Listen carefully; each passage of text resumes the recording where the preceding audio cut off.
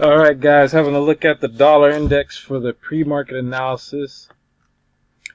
As we're going to open up this DXY chart, we're going to still discuss the fundamentals that were placed last week over the government shutdown and the slide of the multi-year lows for the DXY.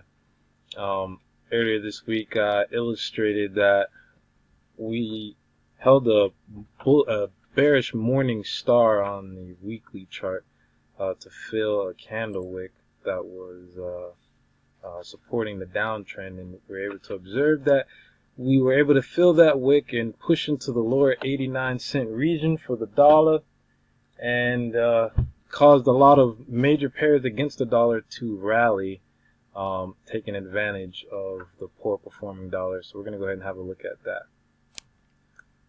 It looks like the dollar gapped down today. Let's see how many points we gapped down.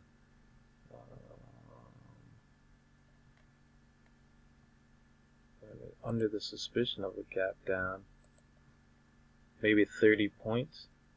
We'll see when the U.S. market opens in the morning. But I think it gapped down